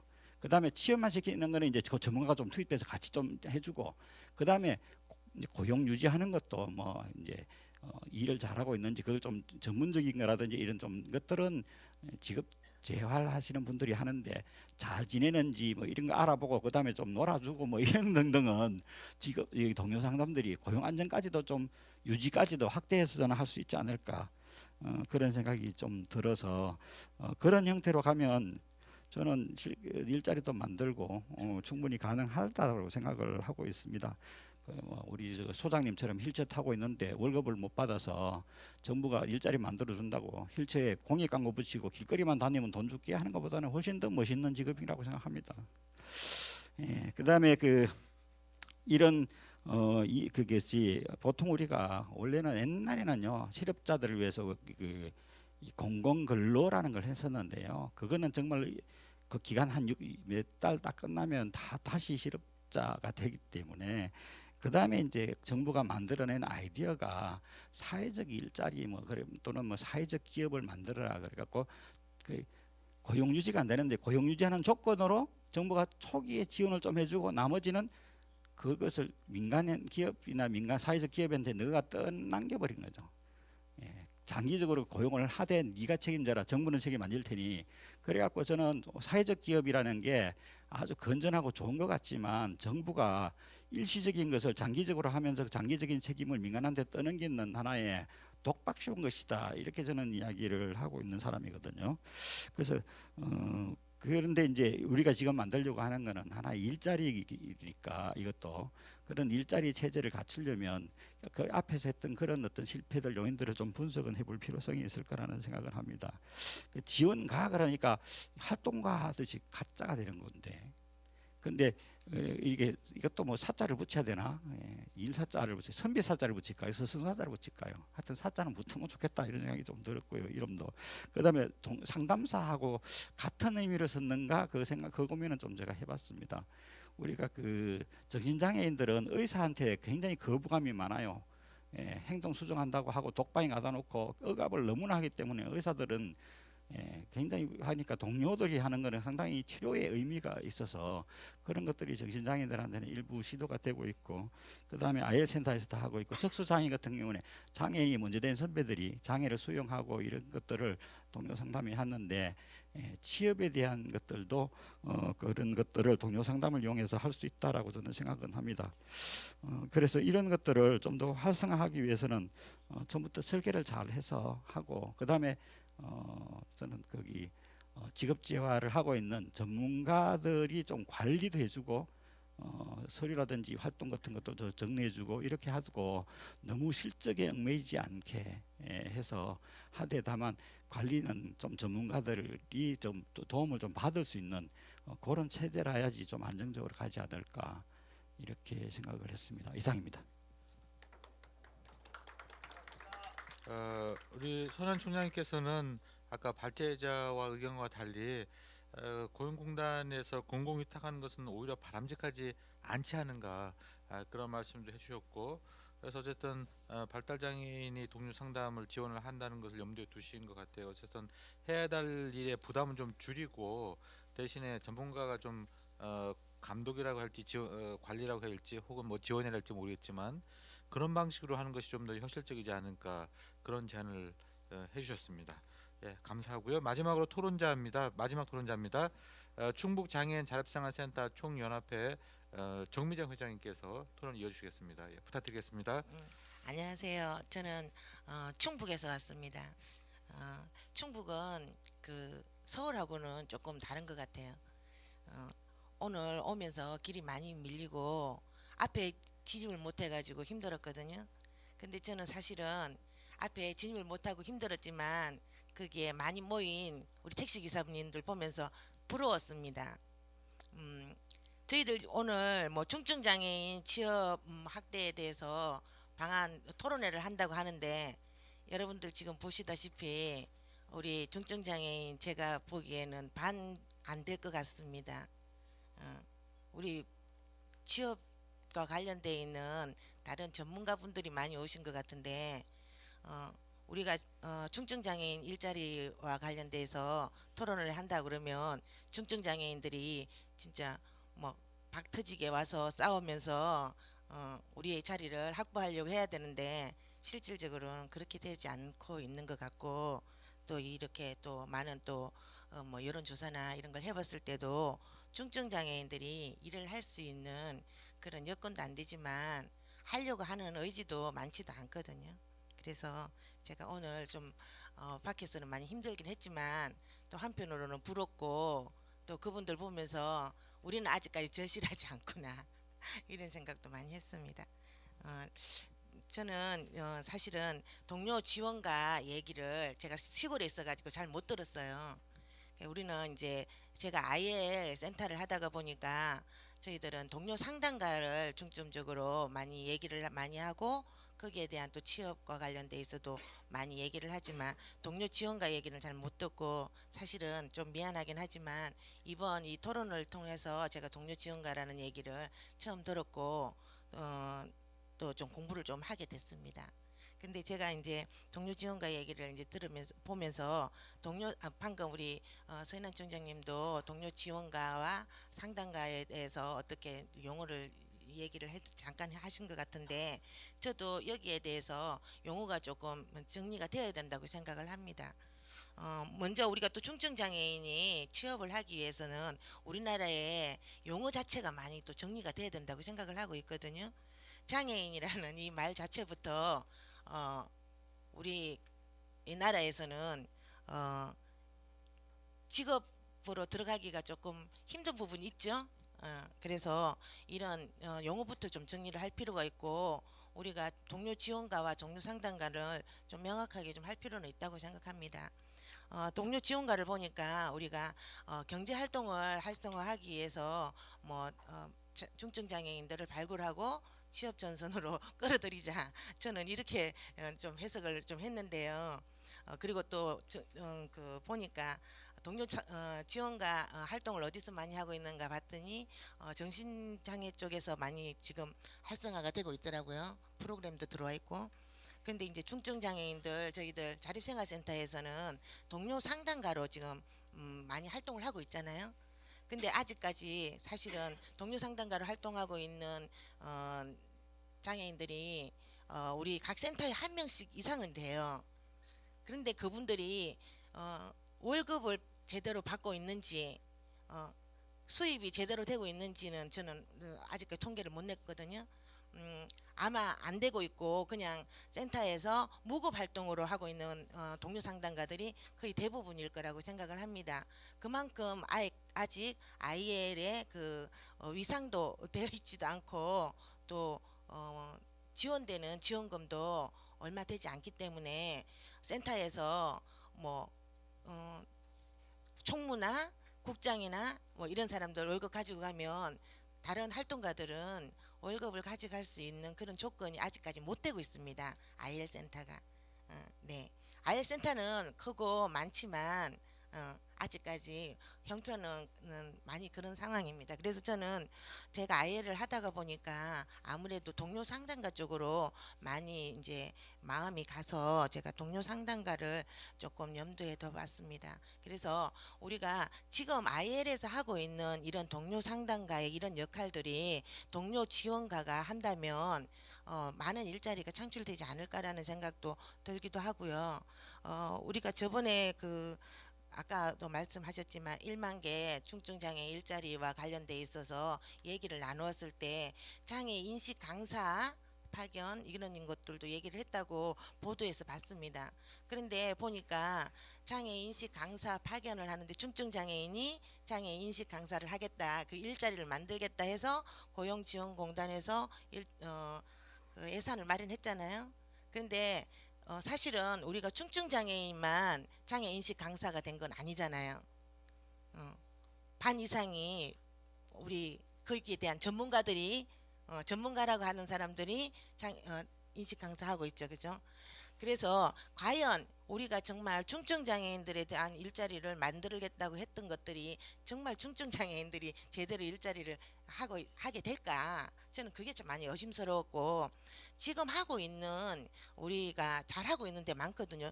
척수장애인 쪽에서도 동료상담 잘하고 있고 잘하고 있는 쪽이 많은데 그런 쪽을 좀 더 양성을 시켜주면 더 좋지 않을까. 그리고 동료 상담가가 지원될 곳이 많이 있더라고요. 지금 현재 우리 대형 병원이나 이런 데는 동료 상담가들이 들어가 있지 않잖아요, 그죠?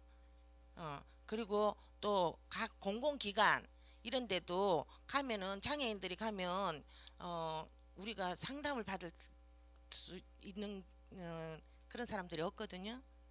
그래서 우리가 동료 상담가를 양성을 하는 기관은 따로 있어야 되겠지만 또 파견하는 그 고용을 할 수 있는 그런 기관들이 더 많이 확대됐으면 좋겠다라는 생각이 들더라고요. 장애인 단체뿐만이 아니라 공공기관이나 아까도 여기 우리 토론자분들도 말씀하셨지만 고용공단에서도 장애인 동료 지원가가 같이 삼각관계를 이루면 어떨까 이런 얘기를 하셨는데 그런 곳에서 많이 중증장애인들 동료 지원가들을 양성을 하면 어떨까라는 생각이 들고 같이 일을 하면 훨씬 더 많은 중증장애인들 일자리가 확대되지 않을까라는 생각을 저는 해봤습니다. 그래서 동료 지원가와 동료 상담가의 이 용어부터 먼저 좀 정리 좀 해주시면 더 좋을 것 같고, 그 동료 지원가가 꼭 일자리를 아까 우리 또 토론자분 먼저 말씀하셨는데 꼭 중증장애인들이 일을 해야지만이 되냐 그런 얘기를 하셨거든요. 근데 우리 중증장애인들 일하기 힘듭니다. 여러 신체적 조건도 있지만 또 뭐 환경도 있지만 아직까지는 이 사회의 인식도 또 많이 필요하고, 그런데 그런 아직 낙후되어 있는 그런 인식을 끌어올리려는 그런 당사자가 중증장애인이라고 한다면 어떤 나중에 이게 성과로 나타나려면 정말 성과가 나타나지 않게 되면 동료 지원가의 또 이 직업은 또 사라지게 될 수도 있는 그런 위기가 될 수도 있는 거거든요.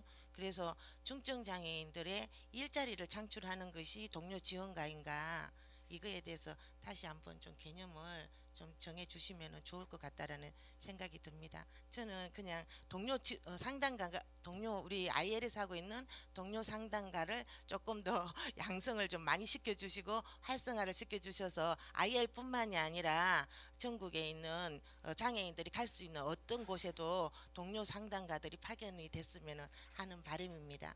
이상으로 마치겠습니다. 네, 감사합니다. 우리 정무재 회장님께서는 이제 장애인 자립생활센터 진행해서 오신 만큼 기존의 동료 상담가하고 동료 지원가하고 도대체 뭐가 차이가 있냐. 그리고 일자리 창출도 좋은 얘기인데 기존에 동료 상담과 해왔던 일을 좀 더 확대 발전시키는 게 어떻겠냐는 말씀을 주셨습니다. 자, 그러면 이제 발제자와 세 분의 토론자 얘기를 듣고 플로에 계신 분들의 질문을 받기 전에 제가 한번 그 좌장으로서 이슈를 좀 더 분명히 해드리고 싶어요. 그래야 이게 좀 더 생산적인 토론이 될 것 같아서. 자, 이게 그 그냥 꼭 뭐 생산적인 그 우리 흔히 이 사회에서 가치가 있다고 하는 일을 하는 데 있어서 주로 발달 장애를 포함한 중증 장애가 많이 소외된단 말이에요, 그렇죠? 그러니까 그러면은 어떻게 하냐? 그러면은 뭐 우리가 기존의 노동의 개념을 싹 바꿔버리자. 바꿔서 지금 우리 기존에서 주로 화폐로 가치화되는 그런 노동을 하지 않는다 하더라도 거기에 또 지원해주면 좋지 않느냐라고 얘기할 수도 있고요. 그것도 전혀 일리가 없는 얘기가 아니에요. 근데 그러자면 이제 아까 조준희 교수님 말한 것처럼 기본소득의 개념은 넘어가죠. 발달장애인이 이제 일하기도 힘들다고 하니까. 근데 그렇게 해서 그냥 굳이 뭐 꼭 생산적인 일을 안 하더라도 뭐 그걸 기본소득에 부르든 뭐도 부르든 주문 그렇게 하면 끝하면은 아주 심플해요. 심플한데 이제 그것은 아주 진보적인 개념이고 우리는 이해될지 모르겠지만 기획부처나 경제하는 사람에게 도저히 이해가 안 되는 건 그건 말도 안 되는 거라 생각하는 거죠. 그러니까 어쨌든 스킴을 만들어야 돼. 어떤 체계를 만들어야 돼. 그러니까 이제 발달장애인들로 네가 이제 동료 지원과 역할을 좀 해라. 그래서 다른 이제 발달장애인들 불러갖고 오면은 돈 주겠다는 얘기입니다. 돈을 주고 그리고 그래서 그 사람들이 취업까지 이어지면은 참 좋겠다라는 스킴이에요. 예. 이제 그걸 이제 동료 지원가라는 이름으로 포장을 한 겁니다. 그래서 이제 현실로 이제 중증장애 동료 지원가를 하지만 사실은 실제 이슈는 그거다라는 거를 분명히 해야 될 것 같아요. 그래야 오늘 이 토론회를 하는 그 진짜 이유가 불명해질 것 같고 거기에 대한 해법이 나올 것 같아서 제가 이제 말씀을 드린 거고요. 그걸 염두에 두시면서 뭐 다른 장애 유형도 또 문제 제가 있을 것 같고 플로어에 계신 분들이 질문하실 분 있으면 질문하시고 그러면서 질문하실 때 좀 누구한테 질문한다는 걸 좀 밝혀주시고 그다음에 소속하고 성함도 발표해 주시고 난 다음에 그래서 이 플로어에 나온 질문 받은 다음에 우리 김영탁 연구위원께서 토론자들이 지적 계신 부분 또 플로어에 나온 질문을 다 종합해서 말씀해 주신 걸 하겠습니다. 자, 플로어에 계신 분들 질문. 예, 우선 저기 우리 김재익 대표님은 주최 측이니까 좀 이따 드릴게요. 제 뒤에 하고 저기 김재익 소장님 드리겠습니다. 예. 네, 안녕하세요. 저 휴먼 리소스 이발리에이션에서 일하고 있는 김민이라고 합니다. 네, 오늘, 김민희. 네, 네. 오늘 중증장애 취업 확대 및 유지 방안 토론회 발제자분들과 토론자분 잘 들었고요. 저는 김영탁 연구원님에게 말씀을 한 4가지 정도 드리고 싶은데요. 저는 그 약물 중독의 정신장애 쪽에 미국 보스턴 대학 센터에서 한 1년 반 정도 동료 지원과 관련해서 연구하고 교육 커리큘럼까지 개발을 같이 참여를 하고 실제 양성을 시켜갖고 한 200명 정도 배출을 시켰습니다. 그 사례랑 지금 저희 비교를 하면 제가 전체적인 중증장애인 줄 알았는데 실제로 계속 들으다 보니까 발달장애 쪽으로 동료 지원과 쪽으로 자꾸 이야기가 되는 것 같아서 제가 생각한 거랑 드리고 싶은 질문을 많았는데 발달장애 쪽으로 초점을 두니까 조금 제외되는 질문이 많아서 4가지만 드리려고 하는데요.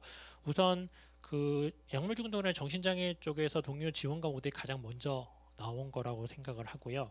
동료 상담을 통해서 아까 토론자분도 말씀을 해주셨는데 서로 주고받는 모델이 정확하게 맞습니다. 동료 지원가 모델, 동료 상담가 모델 뭐 용어 상관없이 동료 상담을 통해서 서로 주고받는 게 있는 게 동료 상담 모델의 기본 모형이고요. 그걸 기반으로 약물 중독이나 정신장애 쪽에서 만들어져서 현재 40년째 이상 유지가 되고 있는 상태고요. 그리고 지금 발달장애 쪽으로만 제안을 해보면 동료 지원가 모델이 미국에서도 지금 사용이 되고 있는 상태고요. 그래서 국내에서 최초로 개발을 하셨다고 하는데 그 정의에 대해서 조금 더 들어봤으면 합니다. 제가 약간 헷갈리는 부분이라서요. 그리고 지금 미국의 정신장애인이나 약물 중독 같은 경우에 뉴욕 같은 경우에 브리저 프로그램이 유명해서 전 세계적으로 다 사용이 되고 있고요. 보스턴 같은 경우에는 CGK 모델도 있고요. 지원 고용 모델도 있고요. 그런데 실제적으로 지금 오늘 직업적으로만 축소를 시키면, 그러니까 발달 장애인들이 동료 상담이나 아니면 동료 지원가가 돼서 다른 사람들을 고용시키는 데 초점을 두는 모델이 미국 내에서도 지금 사용이 되고 있습니다. 보케이셔널 피어 서포트라고 해가지고요. 지금 51개 주에서 모두 다 동료 지원가 모델에 대한 커리큘럼을 개발해서 자격증화 시켰고요. 대신 그건 민간 자격증이 있고 뭐 주에서 자격증도 있고요. 80시간에서 200시간까지 훈련을 받은 이후에 네, 이 사람이 직업적으로 진짜 뭐 동료 지원가 역할을 하고 싶다고 하면은 직업 쪽에 해당되는 훈련을 한 6개월 정도 따로 받습니다. 실제적으로 주에서는 강요는 하지 않는데 실제적으로 이 사람이 직업 상담사나 여기 있는 재활 상담사 역할을 하기 위해서는 6개월 정도 고용을 받고 있는 상태고요. 이 사람들이 실제적으로 6개월 정도 훈련을 받은 이후에 직접적으로 고용 현장에 투입되는 게 아니라 정신장애를 예로 들면은 이 사람들이 자격증을 받기 이전에 병원에 입원해 있는 사람들을 직접적으로 방문을 합니다. 방문을 한 다음에 거기에서 네가 태어난 후에 어디로 가고 싶으냐 이런 것들을 물어보고 그런 전체적인 정신장애인들의 회복이나 아니면 지역사회로 돌아가고 고용까지 가는 과정 모두 합해가지고 이런 모든 훈련이 종료되었을 때 실질적으로 임금을 받으면서 일을 할 수 있는 상황이 되거든요. 임금이라는 것은 국내 같은 경우에는 돈을 주는데 미국 같은 경우에는 이 사람들이 정신장애를 가짐으로써 이 사람들이 의료적 서비스나 아니면 바우처 서비스를 이용할 수 있는 기회가 주어지고요. 한 가지 예를 들면은 동료 지원가 300명을 가지고 있는 민간 기업이 있습니다. 당연히 CEO는 동료 지원가 정신장애인이고요. 이 기업의 매출이 연 300억 정도 됩니다. 민간 기업이고요. 주에서 모든 돈을 대주고 있습니다. 대준다는 것은 동료 상담가가 실제적으로 고용 관련 서비스를 제공을 해서 취업이 되는 상황까지 갔을 때 모든 임금을 지원해 주는 상태고요. 그리고 동료 지원가 모델을 꼭 고용 쪽으로만 고용 쪽에만 두지 않고 좀 더 확대시킨다고 한다면 아마 아리조나에 있는 긴급 전화 상담 모델을 사용할 수도 있을 것 같습니다. 이곳 같은 경우에는 동료 상담사들이 한 100명 정도 구성이 되어 있는데요. 이 사람들이 24시간 전화 상담을 받습니다. 실제적으로 응급 상황이 발생하였거나 아니면 약물 중독의 정신장애 쪽 발견이 되었을 때 이 사람들이 실제적으로 거기에 있는 기업에 전화를 해서 어떤 종류로든지 상담을 받고 긴급 출동이 필요하다고 하면 거기 안에 있는 기업 내에서 당사자 조직도 꾸려지고 사회복지사나 재활상담사가 같이 실제적으로 출동을 합니다. 24시간 동안. 네, 그런 모델도 조금 개발을 했으면 하고요. 동료 상담사의 단점을 말씀을 드리면 실제적으로 동료 상담사가 말이 동료 상담사지 80에서 200시간까지 훈련 받고 그리고 6개월 동안 새로 교육을 받고 그 이후에 일을 하는데 일을 하는 경우에 보면은 실제적으로 내가 하루에 8시간 근무를 한다고 치면 풀로 8시간 근무를 하죠. 실제적인 서비스는 한 4시간 정도 되고요. 4시간 정도는 상담만 합니다. 다른 사람들이 와서 나의 어려움을 들어달라. 그런 것들이 동료 상담사의 가장 중요한 역할로 설정이 되고 있는 상태이기 때문에 이런 것들로 인해서 지금 수요통역사 문제가 국내에서 비슷하게 나타난다고 생각하는데요. 국내 수요통역사 자격증 많이 가지고 계시는데 실제로 사용 안 하죠.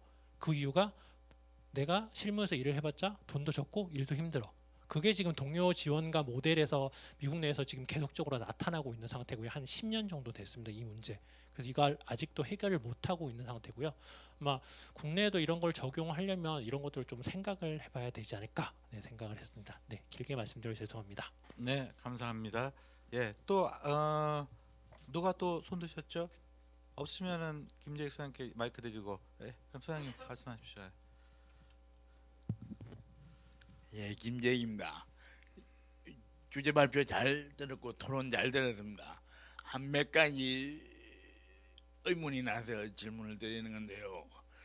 발달 장애인을 60%까지 지금 동료 지원가로 하겠다는 50%는 나타났는데 문제는 뭐냐면 하나 제안을 하고 싶은 거는 그 장애 유형에 따라서 동료 상담을 하게 만드는 것에서 탈피해서 지금 시범 사업을 한다니까 그러니까 발달장애인을 상담을 하는 걸 케이스를 하나 주고 비발달이 발달을 하는 케이스를 하나 줘서 어느 게 효과가 더 나타나는가에 대한 그 정확한 그 검증을 해서 과연 발달을 상담했을 때 그 효과가 나타나는지 아니면 비발달이 발달을 해서 더 효과가 더 나타나는지 객관적으로 과학적으로 분석을 해서 정리를 좀 해주셨으면 좋겠다는 게 제 바람이고, 또 한 가지는 지금 발달 장애인의 문제를 가지고 비발달 말을 써서 죄송한데 다른 장애 유형들이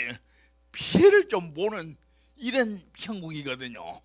그리고 또 대기업들은 중증 고용 안 하려고 그래. 돈만 내려고 하지 고용 안 하려고 그래요. 그래서 내가 지금 하나 제안 드리고 싶은 거는 생활 상담원을 20명 정도 되면 장애인 한 명을 취업을 시켜야 되는 생활 상담원을 전부 장애인으로 해서 정말 사회복지나 동료 상담을 하는 이런 장애인들을 주로 기업에 파견했을 때 그때 그 효과는 상당히 클 거다. 전 기업이 3천 몇 개가 되는데 그 중에 대기업들을 뽑아가지고 장애인 동료 상담이나 재활이나 사회복지를 한 전문가들을 의무적으로 20명이 됐을 때 한 명을 장애인을 파견한다 했을 때 지금 삼성이나 이 대기업들이 꼼짝 못하고 받아들일 수밖에 없지 않느냐. 이 측면에 하나 있고 이게 어떻게 생각하는가 하는 물어보고, 이건 비발달 부분 이야기들입니다. 또 한 가지는 기업들이 지금 부가급 되는 돈이 약합니다. 또 프랑스 같은 데는 300%의 재정임 300%, 400%까지 올라가는데, 근데 약하기 때문에 또 쓰는 것보다 아예 돈을 내는 걸 좋아합니다. 그래서 저는 이 장애인을 고용 안 하려고 그래요. 내것도 고용 안 하겠어요. 지금 우리나라 상황에서 이걸 한 10% 선에서 간접 고용을 했을 때, 그러니까 기업 직접 고용 안 하고 다른 장애인 단체나 이런 데 고용했을 때 그 10% 정도를 할당을 해줘가지고 10% 내에서는 장애인을 직접 고용 안 하더라도 장애인 예술가나 장애인 스포츠가나 이런 사람들을 아예 센터에 일하는 중증장애인이나 이런 사람들을 지원해서 월급을 줘도 그걸 취업으로 인정해주는, 이걸 법으로 제정하는 건 어떻게, 법을 바꿔더라도 제정하는 어떻게 생각하느냐, 이 두 가지를 질문 드리겠습니다. 네. 자, 그러면은 우리 두 분 그 플로에 계신 분들의 질문을 요약하자면, 첫 번째 분은 미국 사례를 소개해 주셨어요. 동료 지원가의 양성이 좀 상대적으로 엄격하다는 말씀하고, 그렇게 엄격한 교육을 받았음에도 불구하고 고용 현장에서는 별로 거기에 페이가 따르지 못하기 때문에 논란이 되고 있다는 소개를 해주셨고, 그다음에 김재익 소장님께서는 한번 검증을 해보자. 비발달 장애인이 발달 장애인을 상담하는 경우하고 발달 장애인이 발달 장애인은 상담하는 게 어떻게 효과적인지 한번 보자. 그다음에 기업에 장애인 동료 상담관을 파견하도록 하면 어떻게 했냐. 그다음에 직접 고용보다는 간접 고용을 하더라도 그걸 지원하는 방향은 또 생각해 볼 수 있지 않겠냐. 이런 제안을 해 주셨습니다. 자, 이거 누가 뭐 우리 연구 위원님께 질문한 걸로 치고, 자, 그럼 우리 위원님께서 토론자에서 나온 얘기, 그다음에 플로에서 나온 코멘트에 대해서 질문하고 마무리 짓도록 하겠습니다. 예. 예, 저기 토론에 감사드리고요. 또 플로에서 말씀해주신 것도 잘 받아들였습니다. 그 오늘 나왔던 얘기는 사실은 저희들도 많이 고민하는 영역이기도 하고, 또 현재까지 고민이 풀리지 않기도 또 하고 있습니다. 이제 어쨌든 시범 사업이 올해 내년에 진행되면서 이런 것들이 많이 검증을 해봐야 될 것 같거든요. 그리고 이제 아까 이제 김재익 소장님 말씀하신 것처럼 비발달의 어떤 효과 같은 것도 아마 시범 사업 과정에서 아마 그런 것들이 검증할 필요가 있을 거라는 생각입니다. 그 또 하나는 뭐냐면 이제 진입 장벽의 문제라든가 뭐 이런 얘기가 많이 나왔습니다. 교육의 문제 등이 많았는데, 현재 이제 저희들도 이제 현재 공단에서 교육을 시킬 예정을 하고 있습니다. 그것도 이제 단순하게 하는 게 아니고 좀 더 체계적으로 좀 교육을 시키고, 그래서 교육 규제도 좀 개발하고 있고, 그런 것들을 연초에 다 계획을 한 다음에 그걸 발굴해서 아마 3월부터 시작해가지고 교육도 진행되고 이렇게 할 것 같습니다. 사실 저도 이제 고민했던 부분이 뭐냐면은 진입 장벽의 문제인데, 아무나 들어오게 하고 뭐 아무나 할 수 있냐 뭐 이런 것들을 좀 상당히 많이 고민을 해봤는데, 사실은 그것도 좀 난제인 것 같습니다. 난제인 것 같은데, 현재로서는 어느 정도의 기준을 갖되, 그러니까 기준을 두되 진입 장벽을 낮추고, 그다음에 그런 것들이 자정적인 노력, 그러니까 위탁기관에서 자정돼 스스로 정리가 돼서 가는 것이 좋지 않겠냐 이고, 거기서 그런 분들이 들어오면 해서 교육을 통해서 그분들의 전문성을 좀 강화시켜보자는 측면으로 좀 정리가 됐습니다. 물론 이건 시범 사업이기 때문에 이런 것들이 이제 향후에 평가를 통해서 달라질 방향성을 달리할 수 있겠지만 그런 측면이 있다는 말씀을 드릴 수가 있습니다. 그리고 이제 미국 사례 말씀을 해주셨는데 사실 이제 이 동료 지원관 모델은 어떻게 본다면은 그 좀 뭐랄까 인위적으로 저희들이 우리나라에서 만든 어떤 그런 개념이라고 볼 수가 있습니다. 그렇기 때문에 미국에서 사용하는 그런 피어 소프트웨어라든가 뭐 이런 개념하고 틀리다고 볼 수가 있고 말씀드린 것처럼 기존에 많이 사용했던 동료 상담의 개념과도 다르다고 볼 수가 있습니다. 저희들이 만들어낸 이 주학적 정의를 말씀드리자면은 동료 상담가는 비경제 활동이나 실업자들을 그래서 발굴해서부터 상담해서 취업까지 연결시켜 보자는 겁니다.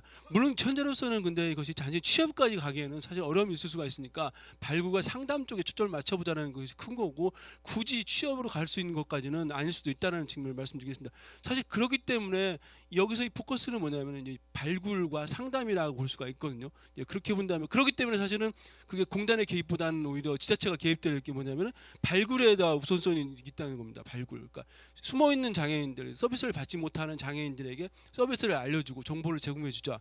그들을 끄집어내자는 게 포커스이기 때문에 그래서 지자체가 같이 결부될 수가 있다는 겁니다. 왜냐하면 행정망을 사용할 수 있기 때문에 그렇다는 측면입니다. 그리고 나머지 뭐 좋은 의견도 그리고 제 제안 같은 거는 저도 사실 그 점에 대해서는 공감을 많이 하고 있습니다. 그래서 이런 것도 저도 가능하다면은 좀 더 구체적으로 이런 제안들을 한번 구체화시켜 가지고 한번 만들어 보고 싶은 의욕도 생기거든요.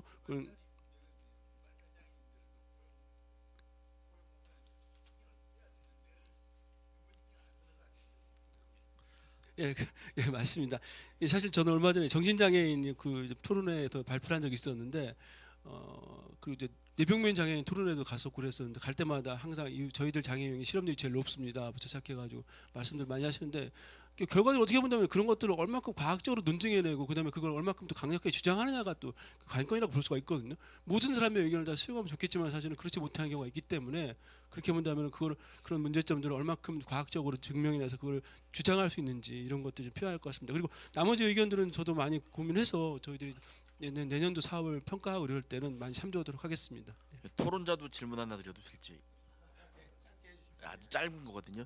중증 장애인이잖아요. 그리고 저 좌장님도 지적하신 것처럼 여기 이 토론회 주된 그 포커스가 발달 장애인 고용 활성화 방안의 하나로 하는 그 동료 지원가였잖아요.